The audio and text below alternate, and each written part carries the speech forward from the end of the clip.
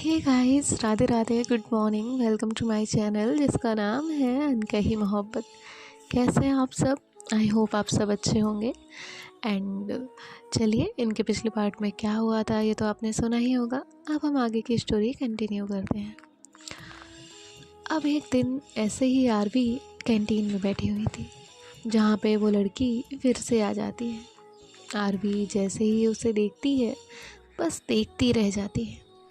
उसने एक sky blue colour का सूट पहना हुआ था।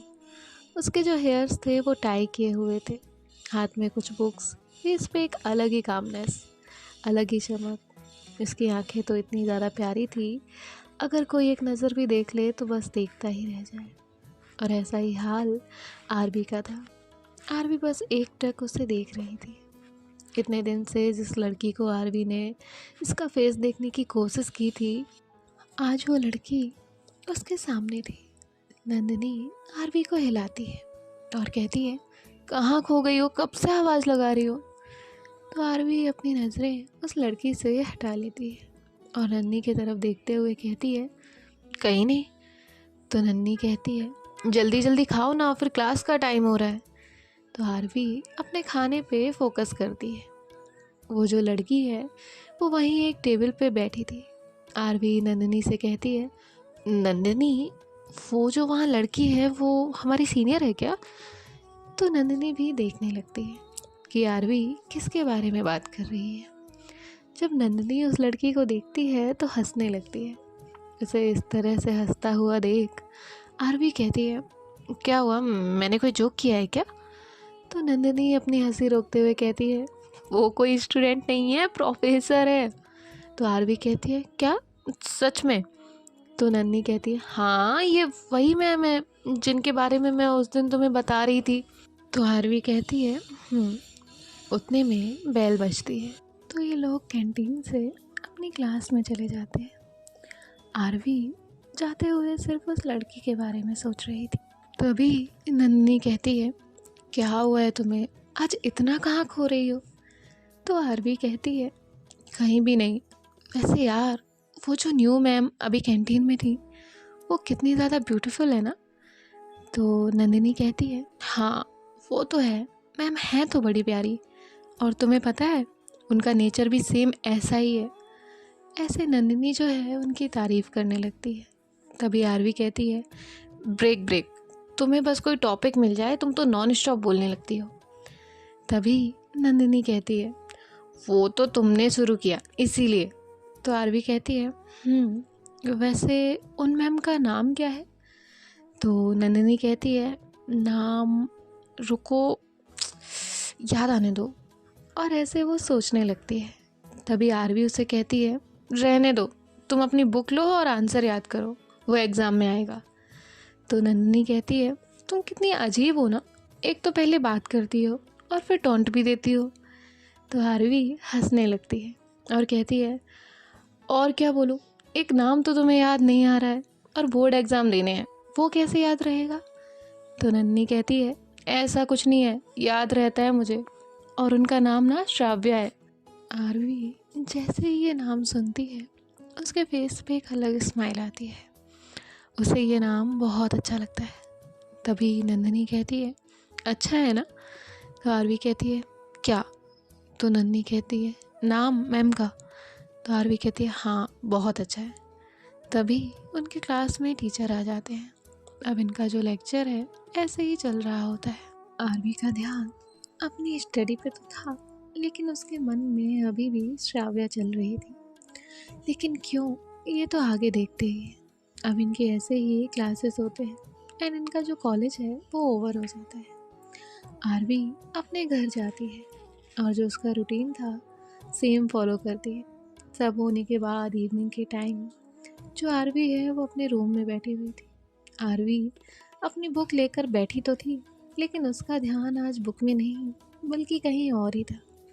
आरवी अभी भी श्राव्या के बारे में ही सोच रही थी। आरवी खुद से कहती है, वो कितनी ज़्यादा खूबसूरत है, उनका बात करने का तरीका कितना ज़्यादा प्यारा है।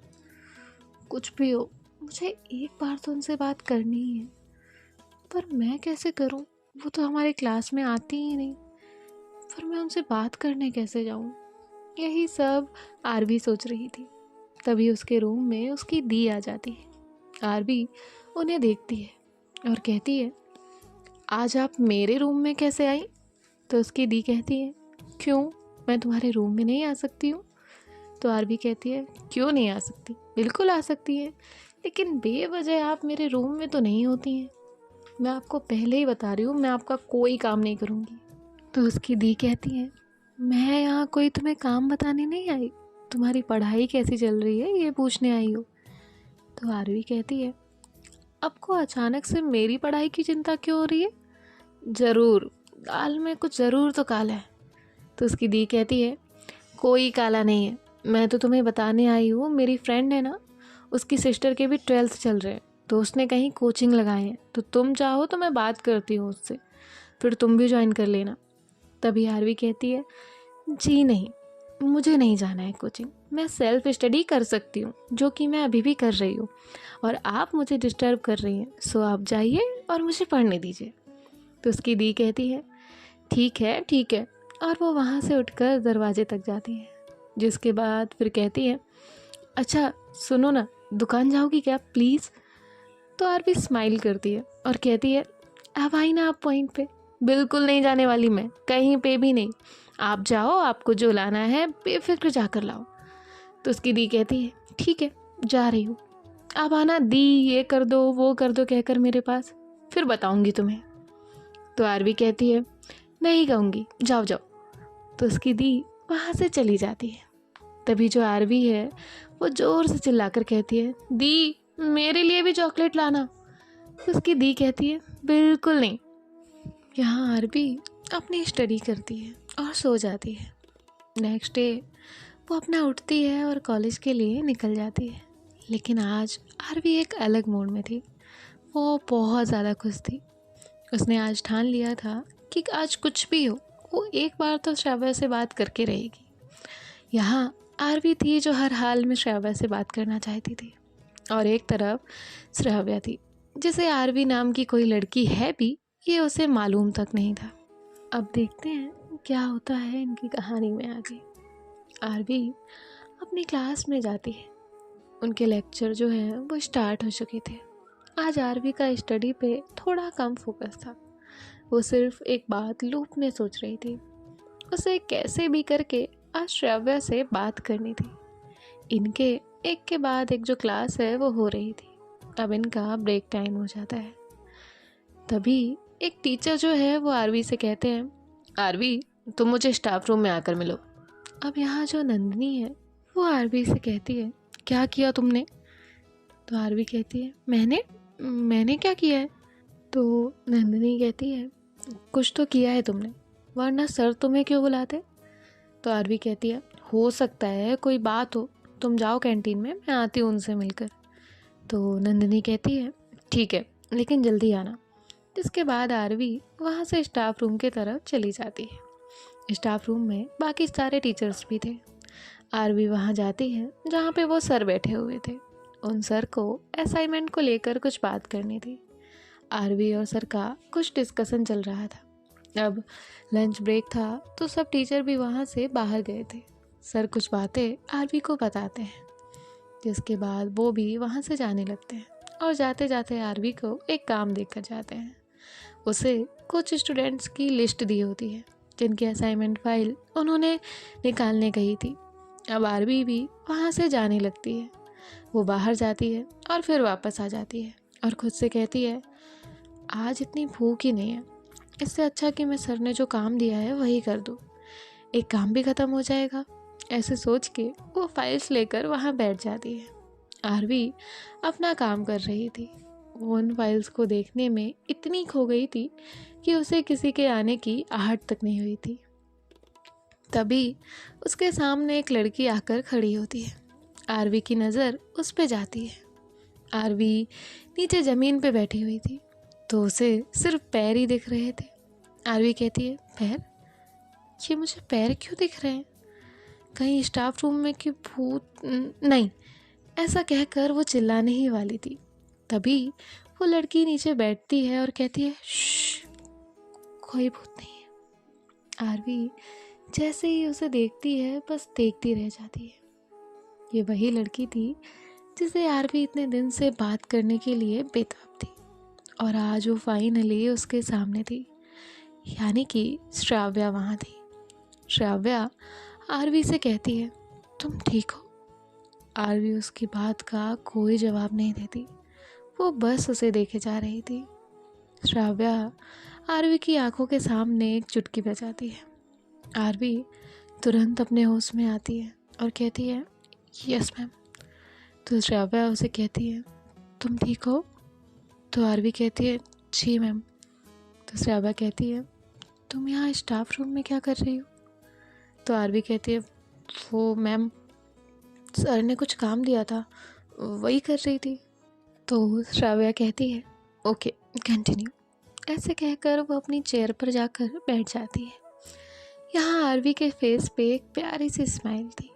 उसने आज श्राव्या से बात की थी। इस बात की खुशी उसके फेस पे साफ साफ झलक रही थी, लेकिन आरवी खुद नहीं जानती थी कि वो इतना खुश क्यों हो रही है। तभी जो श्राव्या है वो कहती है, वैसे मैं आई तब तुमने कहा भूत, तो भूत जैसा कुछ नहीं होता है, इसलिए डरा मत करो। तभी जो आरवी है वो कहती है, और वो खुद से ही कहती है, क्या यार आरवी, तुम्हें एक तो बात करनी थी और बात भी ऐसी की है कि जिससे उन्हें लगे तुम डरपोक हो। तभी श्राव्या कहती है, कुछ कहा तुमने? तो आरवी कहती है, नो मैम। तो श्राव्या कहती है, ओके। जिसके बाद वो अपने पेपर चेक करने लगती है। यहाँ जो आरवी है उसके एक हाथ में वो लिस्ट थी जो सर ने उसे दी थी, और दूसरा हाथ वो अपने चिन पे रख के सिर्फ श्राव्या को ही देख रही थी। अब हमें जब कोई देख रहा होता है तो फील तो होता ही है। ऐसे ही श्राव्या को लगता है कि कोई उसे देख रहा है, तो श्राव्या अपनी नज़रें उठाकर देखती है तो आरवी उसे ही देख रही थी। अभी वो उसे कहती है, हेलो, और वो ये थोड़ा लाउडली कहती है। तभी आरवी देखती है कि श्राव्या उसे देख रही है, तो वो कहती है, जी मैम। तो श्राव्या कहती है, मेरे फेस पे कुछ लगा है क्या? तो आरवी धीरे से कहती है, खूबसूरती। तभी श्राव्या कहती है, क्या? तो आरवी कहती है, नहीं मैम। तो श्राव्या कहती है, हाँ तो तुम मुझे ही क्यों देख रही हो? तुम्हें कोई काम दिया है ना? तो आरवी कहती है, जी मैम, वो तो बस कुछ नहीं। और ऐसे वो फिर से अपना काम करने लगती है। श्राव्या उसे कहती है, तुम्हें ये काम कोई पनिशमेंट के तौर पे मिला है क्या? तो आरवी कहती है, नो मैम, मुझे आज तक पनिशमेंट नहीं मिली है, किसी भी टीचर से नहीं। तो श्राव्या कहती है, गुड। तभी वहाँ पर नंदिनी आ जाती है। उसने श्राव्या को वहाँ बैठा हुआ देखा ही नहीं था। वो सीधे आरवी के पास जाकर खड़ी हो जाती है और कहती है, तुम यहाँ क्या कर रही हो? मैं कब से तुम्हारा कैंटीन में वेट कर रही थी, तुम्हें नहीं आना था तो एटलीस्ट बता ही देती। तभी आरवी कहती है, अरे यार, वो सर ने असाइनमेंट की कुछ फाइल साइड निकालने गई थी, वही कर रही हूँ। तभी नंदिनी कहती है, यार मुझे ये एक बात समझ नहीं आती है, ये टीचर सैलरी तो फुल लेते हैं और इनका आधे से ज़्यादा तो काम हमसे ही कराते हैं। कभी नोटबुक्स उठा कर लाओ, कभी ये करो, कभी वो करो, ऐसा नहीं कि कभी काम करने के बाद एक चॉकलेट भी दिया है। अब यहाँ आरवी तो समझ जाती है कि श्राव्या जो है वो सब सुन रही है और वो नंदिनी के तरफ ही देख रही थी। तो आरवी कहती है, नंदिनी चुप हो जाओ, ऐसा नहीं कहते हैं।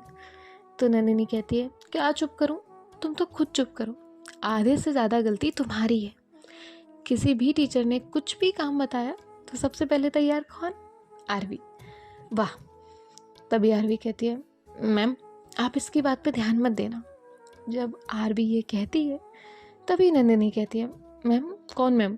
और ऐसे वो पीछे मुड़कर देखती है तो वहाँ पे श्राव्या अपने हाथ फोल्ड करके बैठी हुई थी। तभी नंदिनी कहती है आरवी से, बताया क्यों नहीं? तो आरवी कहती है, मैंने कहा तो था कि चुप रहो। तभी नंदिनी कहती है, ये नहीं बोल सकती थी कि मैम है।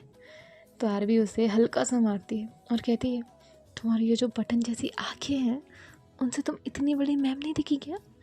ये दोनों ऐसे ही लड़ रहे थे। तभी श्राव्या कहती है, हो गया आप दोनों का, आप दोनों ही स्टाफ रूम में हैं, ना कि कॉलेज के ग्राउंड में। तो ये दोनों ही कहते हैं सॉरी मैम। जिसके बाद नन्ही कहती है आरवी तुम आ जाना, मैं जा रही।